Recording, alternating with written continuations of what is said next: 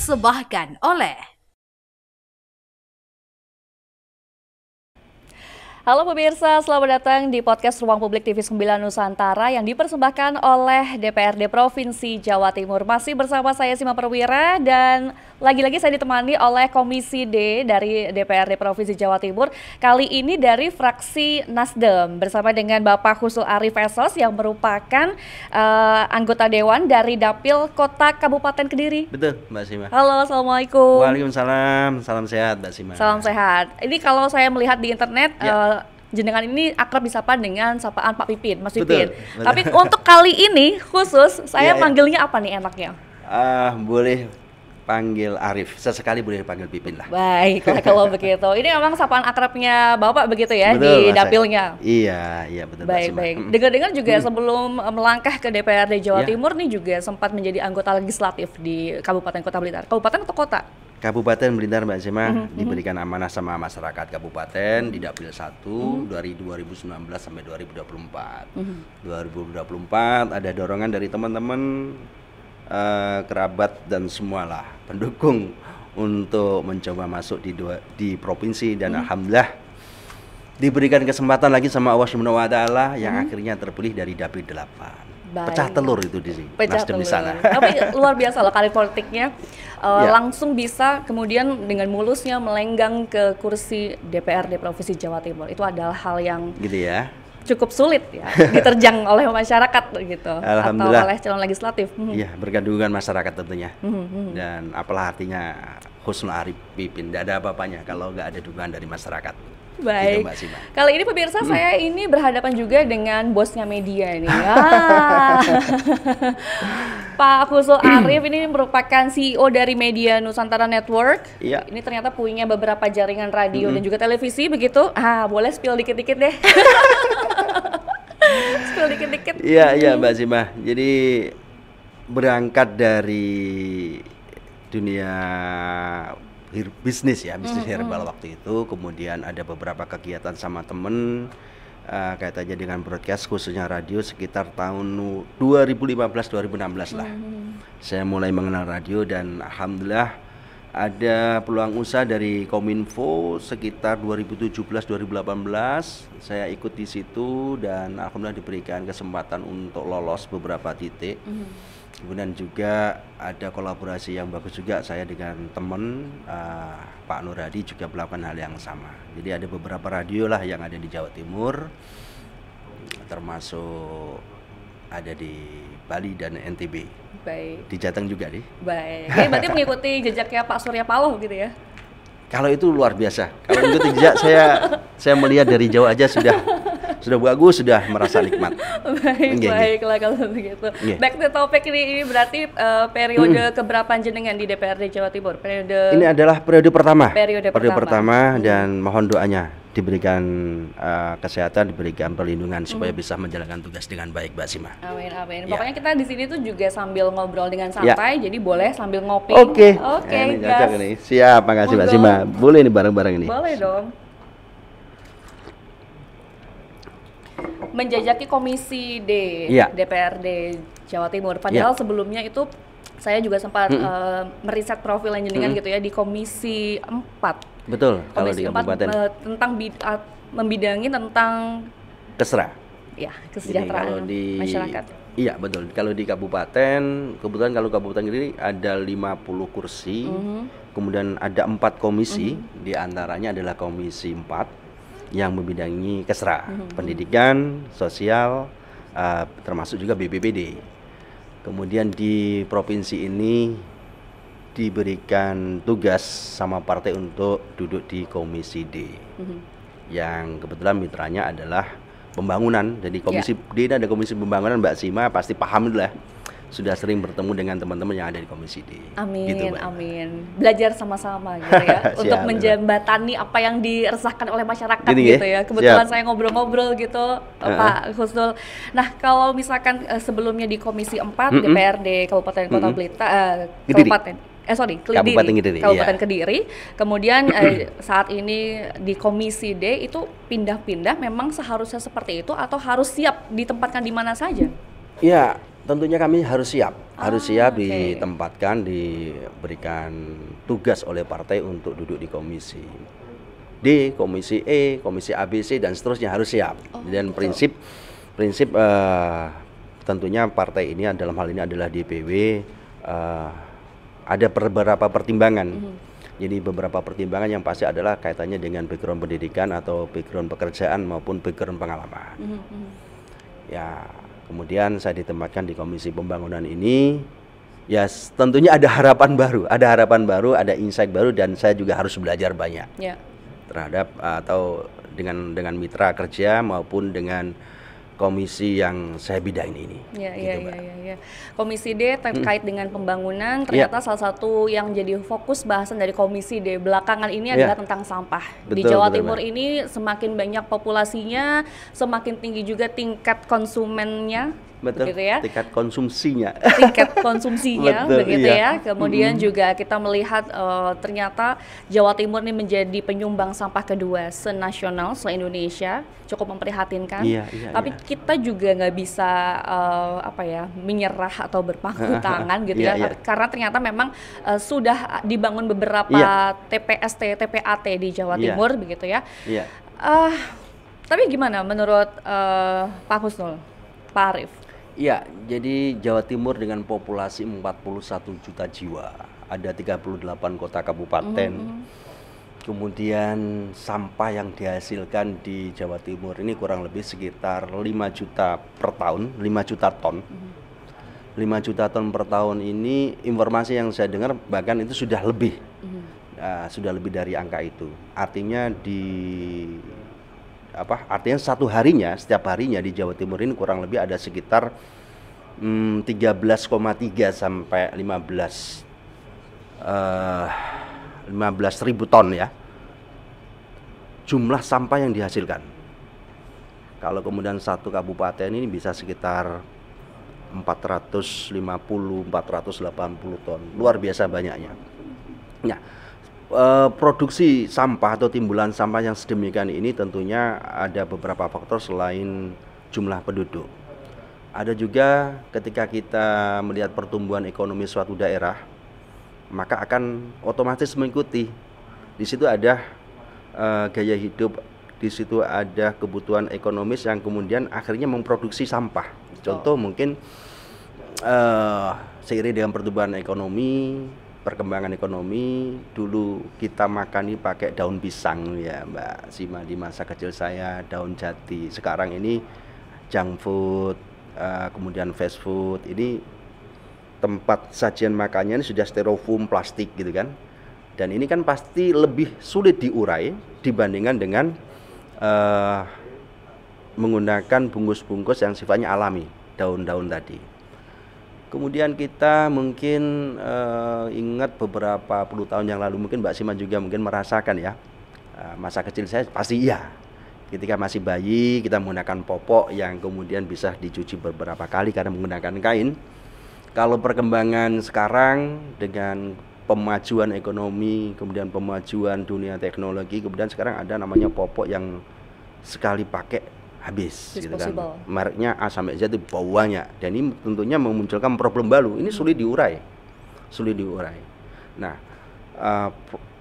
sampah-sampah yang kemudian begitu banyaknya ini butuh sebuah regulasi, dengan harapan nanti di Jawa Timur ini, di Indonesia ini kemudian kita memiliki sebuah payung hukum yang bagus, kemudian ada juklak-juknis, ada sebuah aturan bagaimana kita menyelesaikan persoalan sampah. Saya pernah berstatement di salah satu media, saya jawab bahwa Jawa Timur salah satunya adalah darurat sampah. Darurat sampah, kenapa kok darurat sampah? Ini nggak main-main 5 juta per tahun. Nggak main-main, dalam satu kabupaten bisa sampai jumlah setiap harinya 400-800 ton gitu kan. Nah ini nggak main-main. Kemudian kalau nggak dicegah dari sekarang, tidak ada solusi yang komprehensif, ya maka kita tunggu saja, nanti pada titik tertentu masalah ini akan meledak. Gitu Mbak Sima.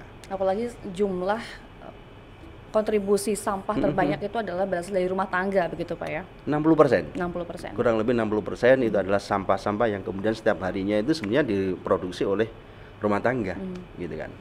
Baik. Gitu Mbak Sima. Tapi kita juga punya perda yang sudah terbit bukan begitu? Nomor 9 tahun 2022 itu bagaimana kemudian implementasinya Pak? Ya. Provinsi Jawa Timur ada Perda nomor 9 tahun 2022 terkait dengan pengelolaan sampah regional. Tapi sebelum ngomongin itu kita bicara juga terkait dengan aturan-aturan yang kemudian sebagai bagian dasar bagaimana kita mengelola sampah. Sudah ada undang-undang, kalau mungkin saya boleh lihat datanya ini, saya mencatat beberapa titik, banyak ya Mbak ya, undang-undang yang kaitannya dengan sampah. Ada Undang-Undang nomor 32 tahun 2009 tentang perlindungan dan pengelolaan lingkungan hidup.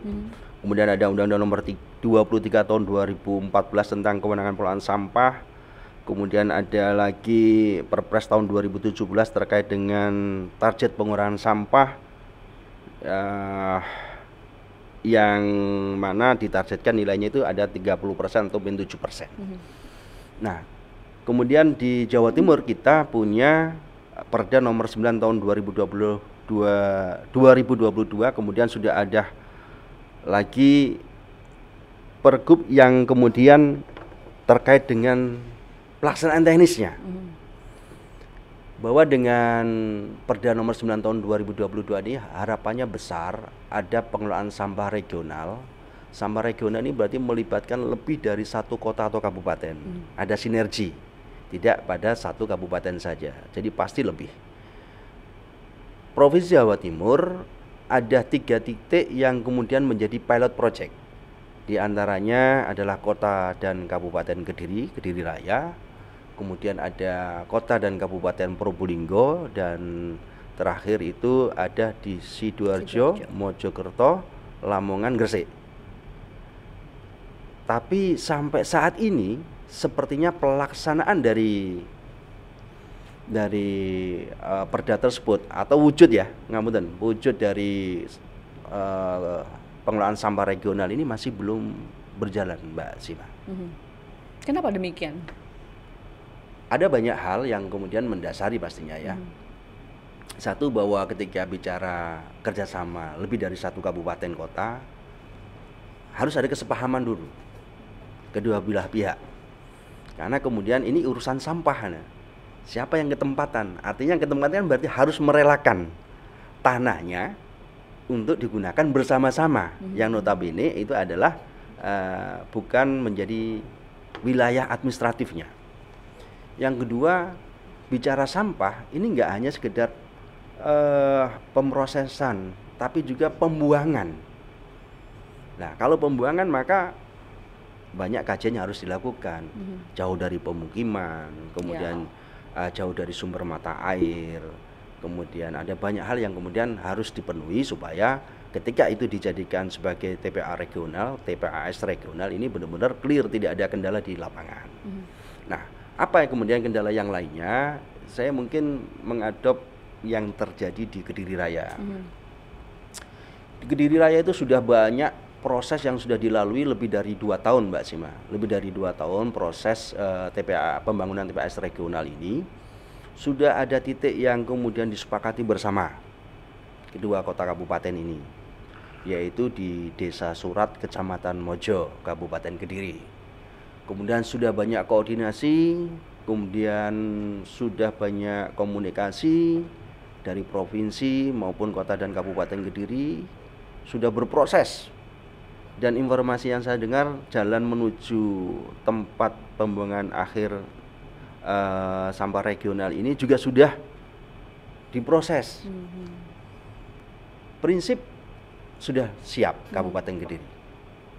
Kemudian sekian lama berproses ternyata ini melibatkan juga lembaga pembiayaan dari Jerman, GIS Jerman. Jadi nggak bisa juga, Mbak, kemudian sendiri, ini modalnya harus besar. Ada pembiayaan dari Jerman. Sampai sekarang masih berlaku gitu. Nah, ini ada problem, Mbak Sima. Nah, problemnya adalah ini terhenti. Jadi seingat saya akhir tahun 2024 yang lalu Pak Sekda berkirim surat ke, sorry bukan November ya, ya pertengahan tahun mungkin, berkirim surat ke PJ Wali Kota Kediri, PJ Wali Kota Kediri yang intinya menanyakan terkait dengan kelanjutan, karena informasinya ini ada terhenti, Kabupaten dan Kota Kediri ini prosesnya terhenti karena Kota Kediri mendapatkan hibah atau mendapatkan CSR dari PT Gudang Garam untuk tempat pembuangan sampah di Klotok Kediri ya, karena sudah ada fasilitasi itu, maka kerjasama regional yang sudah digarap bersama sekian tahun ini akhirnya kepending. Itu yang saya terima, dan sempat kami dari Komisi D mengadakan pertemuan dengan pihak Pemkot maupun Pemkad membahas hal tersebut. Singkat cerita, di November juga ditunggu-tunggu belum ada kepastian, dan akhirnya skema pembiayaan yang dulu dikasihkan untuk kota dan Kabupaten Kediri diambil alih oleh pemerintah Provinsi Jawa Barat. Gitu kan? Pemerintah Jawa Barat, sehingga praktis di tahun 2025 ini sampai sekarang tidak ada kelanjutan. Artinya hilang begitu saja kesempatan untuk bekerja sama lagi dengan perusahaan asing tersebut. Betul. Jadi harus mulai dari awal lagi. Dan itu menjadi urgent bagi saya karena sampai hari ini TPA yang didedikasikan untuk Kota Kediri ternyata masih belum beroperasi, yang dikasih hibah dari Gudang Garam. Belum beroperasi atau belum sepenuhnya sempurna terbangun? Belum sempurna terbangun, apalagi beroperasi gitu ya. Jadi masih menggunakan TPA Klotok yang lama. Artinya mangkrak?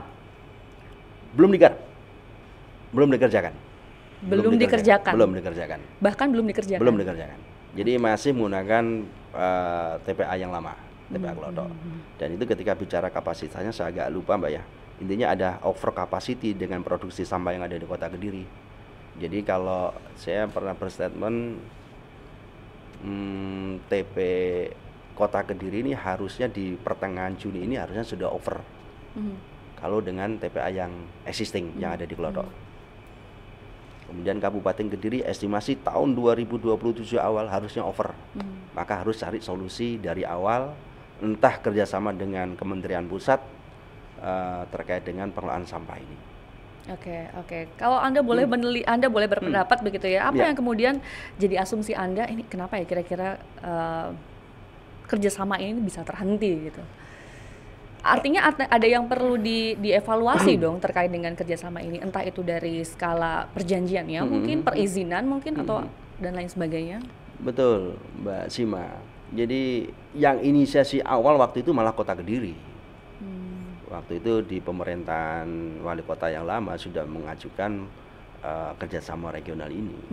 Artinya kemudian muncul sebuah kesepakatan bersama yang ditandatangani 3 kepala daerah, Bu Gubernur, Bu Hovifah, kemudian Mas Dito, Bupati Kediri, kemudian ada Mas Wali Kota, Mas Abdullah waktu itu. Artinya kerjasama ini sudah ditandatangani. Tentunya memiliki dasar yang bagus gitu kan. Kuat sekali ya. Ketika berproses tapi ada beberapa kendala, ya saya berharap segera ada solusi aja. Segera ada solusi. Baik, dan gitu dengan datangnya Pak Kusul ke sini, kami harap juga didengarkan begitu ya oleh pemerintah provinsi ataupun pusat begitu. Betul, Mbak Sima, dan ini kan satu case saja kita bicara apa yang terjadi 3 pilot di Kediri. project, dan yang terjadi 1 project ini 1 pun masih belum realisasi. Kita belum bicara tentang Probolinggo Kota Kabupaten, kita belum bicara tentang Sidoarjo, Mojokerto, Lamongan, Gresik. Dan nanti kalau ini nggak segera ada terobosan-terobosan, kita menunggu populasi penduduk semakin tinggi, pemajuan ekonomi semakin besar, otomatis ada produksi timbulan sampah semakin tinggi. Kalau nggak kita siapkan dari sekarang, proses membangun kan nggak bisa sebulan 2 bulan, Mbak. Betul. Jadi harus disiapkan dari sekarang. Betul sekali. Iya. Mbak Cina. Berarti memang masyarakat Jawa Timur ini juga perlu, kalau melihat sambil menunggu begitu adanya pembangunan TPST yang ada di Kediri gitu.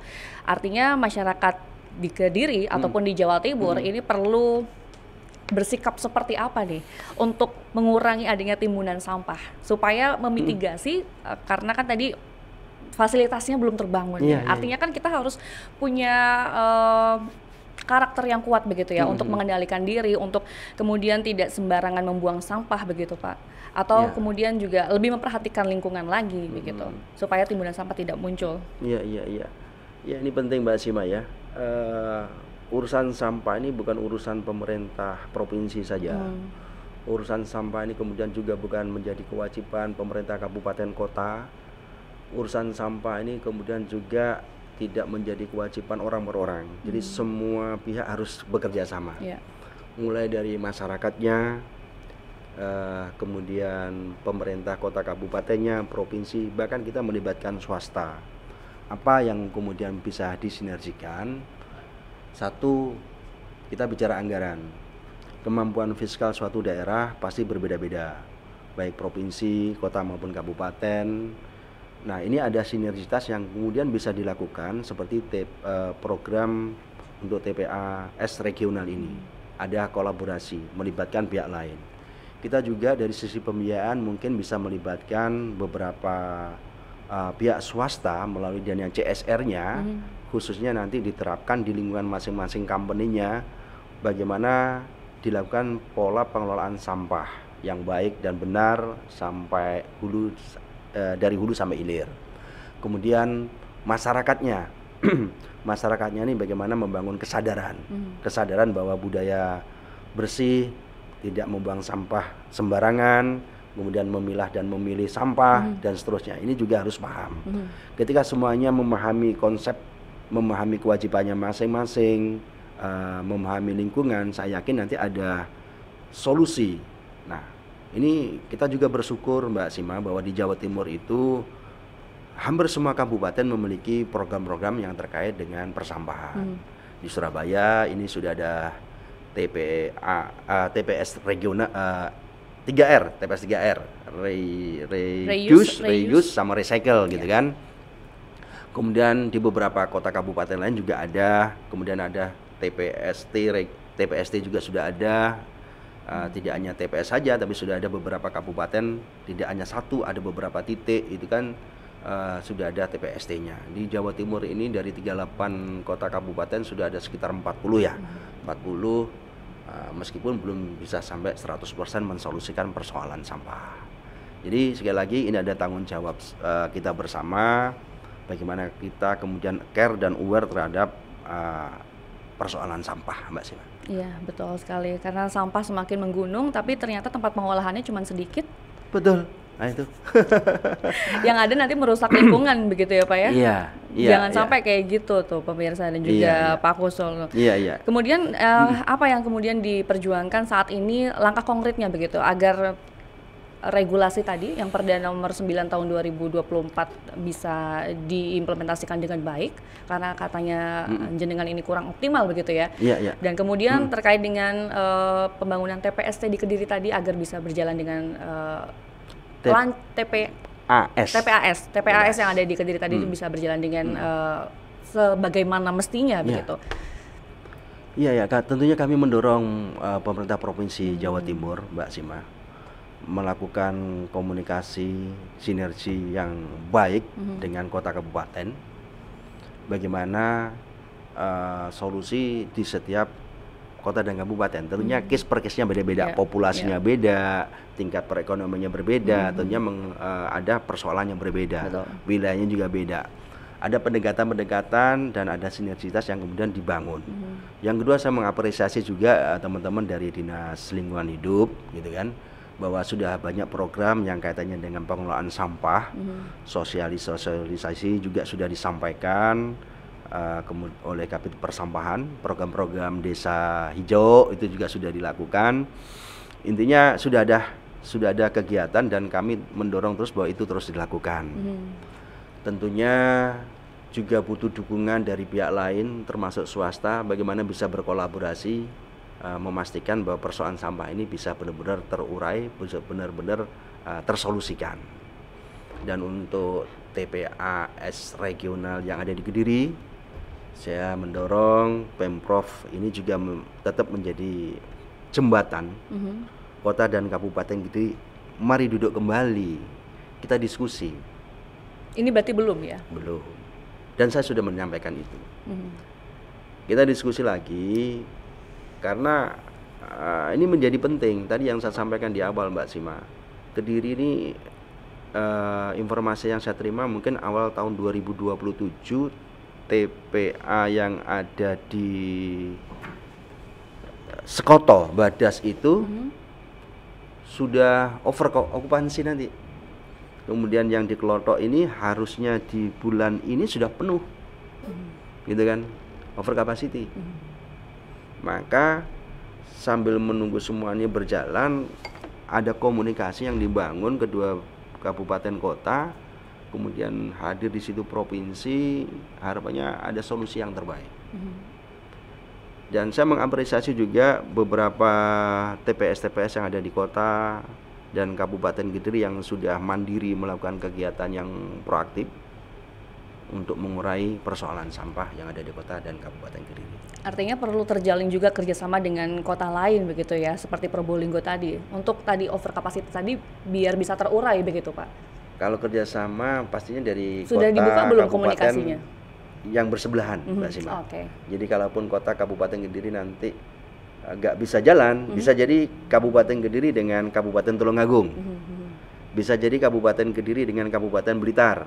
Nah itu kerjasama TPAS regional, jadi lebih dari satu kabupaten, gitu Mbak Sima. Baik, artinya komunikasi tersebut sudah dibuka? Sudah, kalau dibuka lintas pemerintah daerah sepertinya belum, atau mungkin saya belum update ya, tapi komunikasi terakhir, informasi terakhir yang saya terima masih belum. Masih belum. Berarti dengan tumpukan sampah yang ada di Kediri tadi yang over capacity, apa yang kemudian dilakukan oleh DPRD Jawa Timur di komisinya Anda, apalagi dapilnya jenengan ini Pak, biar bisa lebih tersuarakan lagi begitu, lebih didesak lagi begitu. Iya Mbak Sima. Pemerintah daerah kabupaten sudah ada komunikasi dengan Kementerian PU terkait kerjasama bilateral solusi dari tahun 2027 yang diprediksikan TPA Sekoto itu penuh. Ada pengajuan kerjasama bilateral dan kalau nggak salah ada sekitar 6 titik yang nanti akan dikerjasamakan dengan pemerintah pusat. Kota Kediri sepertinya masih mengoptimalkan tanah yang dihibahkan atau CSR dari PT Gudang Garam itu untuk dibangun, mungkin begitu. Nah kami ada di provinsi melalui Dinas Lingkungan Hidup ini sudah berkomunikasi dan kemudian melakukan banyak kegiatan yang sifatnya preventif maupun kegiatan-kegiatan yang sifatnya sosialisasi lah Pak.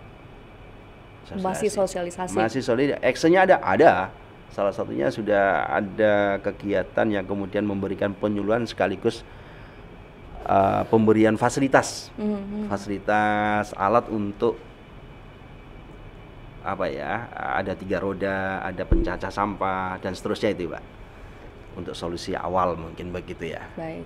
Menarik sekali ini ya. Ternyata seperti itu behind the scene yang terjadi untuk TPAS regional yang ada di Kediri begitu ya. Memang sudah terjalin kerjasama sebelumnya dengan pihak asing, namun ternyata di tengah jalan berhenti entah kenapa. Dan ini sedang diupayakan kembali gitu pemirsa terkait dengan kerjasama lanjutan dan juga menunggu kolaborasi pemerintah provinsi dan juga pemerintah pusat begitu ya. Tadi terkait dengan anggaran ya, berarti ya untuk membangun yang namanya TPAS regional di Kediri begitu, atau mungkin TPAS regional di tempat lain juga begitu ya. Nah, adakah kemudian solusi alternatif anggaran gitu yang disarankan oleh jenengan atau Komisi DPRD Jawa Timur? Mungkin bisa menggandeng BUMD setempat Jawa Timur begitu ya. Atau berkolaborasi dengan provinsi lain. Iya.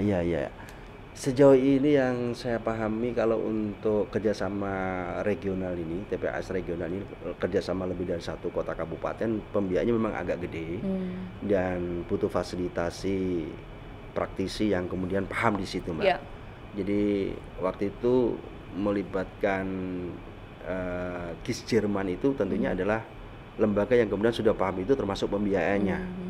Kalau kemudian melibatkan anggaran fiskal yang ada di APBD provinsi misalkan, sepertinya kok ada prioritas yang lain yang saya tangkap.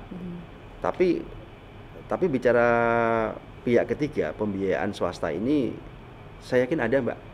Saya yakin ada yang bisa dieskalasi, bisa dicari oleh Pemprov, gitu kan. Jadi untuk kerjasama yang lain, misalkan di tempat yang lain, misalkan Probolinggo Kota Kabupaten maupun Sidoarjo, Mojokerto, Lamongan, Gresik itu, ya saya mendorong segera ada tindak lanjut, segera ada target.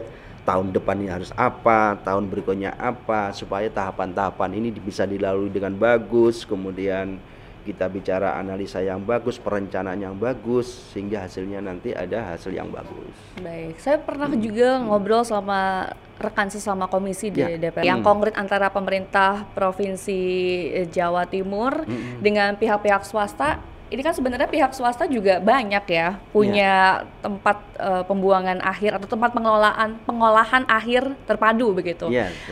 Apakah kemudian ada kedepannya ini rencana untuk menggait mereka-mereka yang swasta ini agar bisa, nah yang di Kediri tadi kan over capacity, mungkin bisa dikaryakan, bisa dikolaborasikan dengan yang swasta-swasta tadi gitu Pak? Iya, ini harapan-harapan kita, harapan-harapan positif semua masyarakat. Jadi tidak hanya kemudian kita bicara TPS, tapi kita juga bicara TPST gitu kan.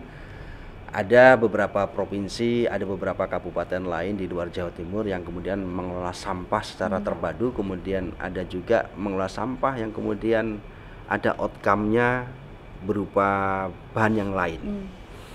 Tentunya saya berharap dan mendorong pemerintah daerah melakukan inovasi, mendorong juga pemerintah provinsi untuk fasilitasi itu. Kalau di provinsi yang lain bisa menjadikan sampah menjadi paving, bisa menjadikan batu bata dan seterusnya, maka di Jawa Timur harusnya bisa ada. Ini menjadi tantangan kita bersama Provinsi Jawa Timur, khususnya teman-teman dari Dinas Lingkungan Hidup, dan tentunya ini juga tidak lepas juga dengan Dinas Cipta Karya, seperti amanah Perpres tahun 2000 berapa Mbak ya, yang nomor 23 tahun 2014 tentang kewenangan pengelolaan sampah, di mana regulasi ini ada dua domainnya, yaitu Cipta Karya selaku infrastruktur, kemudian lingkungan hidup ini kaitannya dari sisi sosialisasi, edukasi, kemudian pembinaan dan lain-lain lah. Ada kolaborasi itu dan harus mendorong itu supaya di Jawa Timur ada sebuah percontohan prototipe yang bagus, sudah bisa kita ambil dari beberapa kabupaten yang ada di luar Jawa Timur.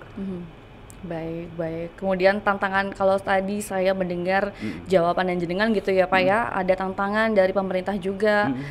Apa sih sebenarnya yang jadi hambatan birokrasinya nih dalam implementasi Perda nomor 9 tahun 2022 ini? Hambatan tadi Mbak yang kaitannya dengan bicara tempat ya, tanah ini. Lebih ke situ berarti ya? Jadi tanah ini kemudian nggak gampang untuk membebaskan gitu kan. Satu, nggak gampang membebaskan. Kemudian peran pemerintah daerah, kota dan kabupaten dalam rangka apa yang menjadi kebutuhan primernya terkait dengan sampah ini, mungkin belum sampai ke situ ketemunya. Jadi kalau tanah ini tadi saya sampaikan bahwa ketika tanah ini tempat pembuangan, bukan hanya pengelolaan tapi nanti sampai pembuangan. Dan rela nggak sih satu kepala daerah ini atau daerah X ini juga menampung sampah dari daerah yang lain? Nah, kayak gitu ya Pak ya. Karena membebaskan lahan yang cukup luas gitu kan, dan seterusnya. Nah ini yang kemudian tantangan yang harus dihadapi. Jadi mungkin bukan hambatan tapi tantangan yang harus dihadapi dan harus diselesaikan. Baik. Jangka pendek, menengah dan juga panjangnya yang dilakukan oleh Komisi DPRD Jawa Timur apa nih Pak? Kalau jangka pendek ini sudah ada program-program yang sudah dilakukan oleh Pemprov Jatim melalui Dinas Lingkungan Hidup terkait dengan beberapa kegiatan sosialisasi, beberapa kegiatan support infrastruktur pengelolaan sampah, kegiatan terkait dengan ada lomba desa bersih gitu Mbak, juga dilakukan oleh Dinas Lingkungan Hidup. Kemudian jangka panjang salah satunya harusnya adalah implementasi Perda nomor 9 tahun 2022. Baik. Gitu. Terakhir Pak, boleh Ya. disampaikan kepada masyarakat di Jawa Timur begitu atau pemerintah daerahnya, baik kabupaten maupun kota di Ya. Provinsi Jawa Timur, agar mendukung regulasi atau Perda nomor 9 tahun 2022 ini Pak. Ya, terima kasih Mbak Sima. Masyarakat Jawa Timur yang saya banggakan, pemerintah daerah kabupaten maupun kota di Jawa Timur, dan tentunya Pemprov Jawa Timur, saya mendorong dan berharap penuh ada kolaborasi, ada sinergitas untuk menyelesaikan persoalan-persoalan sampah dari awal. Karena sesuatu yang kemudian disiapkan, direncanakan dengan baik lebih awal, Pak, insya Allah nanti keberlangsungannya, hasilnya, outcome-nya akan lebih matang. Sampah ini bukan sebuah hambatan, tapi adalah sebuah tantangan untuk diselesaikan. Dan saya yakin kolaborasi masyarakat Jawa Timur yang arif, Pemkab dan Pemkot yang ada di 38 kota kabupaten yang ada di Jawa Timur bersama Provinsi Jatim, optimis untuk bisa berkolaborasi dan bersinergi. Amin. Gitu Mbak Sima. Baik, terima kasih sekali lagi Pak Husnul Arif Esos dari Komisi DPRD Jawa Timur, fraksi Nasdem, untuk Dapil Kabupaten Kota Kediri. Sudah bergabung di podcast Ruang Publik TV 9 Nusantara. Terima kasih Mbak Sima. Ditunggu untuk next episode-nya ya Pak. Insya Allah siap Mbak Sima. Ngobrol lagi mengenai program-program ataupun apa yang akan dilakukan oleh Komisi DPRD Jawa Timur. Baik, sampai jumpa pemirsa. Terima kasih. Terima kasih.